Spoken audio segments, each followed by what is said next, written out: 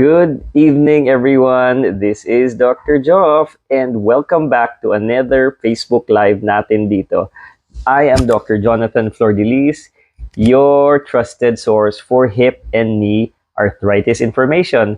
So today we have another inspirational story, but excuse me, I just had a really late lunch with my wife, and I don't know what usually is your favorite food, but we had fried chicken from Sunburst, and it's one of the known fried chicken from Cebu City. So kung kinsay ganahan fried chicken diha, just had a late lunch, and right now I want to hear from you guys where you're from. Shout out sa mga arthritis warriors natin na every week nandito watching our Facebook Live. So please do comment below where you are from, and if you have mga tanong, questions about hip or knee arthritis, this is the Facebook Live where you can also ask questions.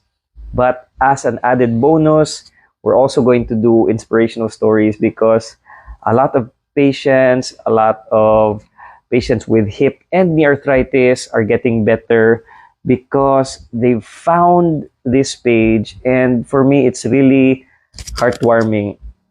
Kanang ganahan ko kay it's a sense of fulfillment. Murag magpasalamat ko sa tanan na naminaw karon.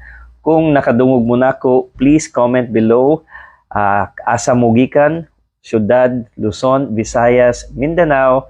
And if you have any questions about hip or knee arthritis, palihog, pwede mo mangutana karong gabi. And right now, shout out sa mga followers nato na always naadiri kada semana. One of them is si Ma'am Maria Elena Mantaring. Is always here every Saturday and Sunday. Naasad mo na notice, we have two new links. Natay bag-o na links na makita ninyo. First is a consultation link kay daghan mangutana, Doc. Unsaon pagpakonsulta sa imuha, sa imong office. That is the first link. And link number 2 is unsaon pag-appeal sa imuhang Facebook group, Doc.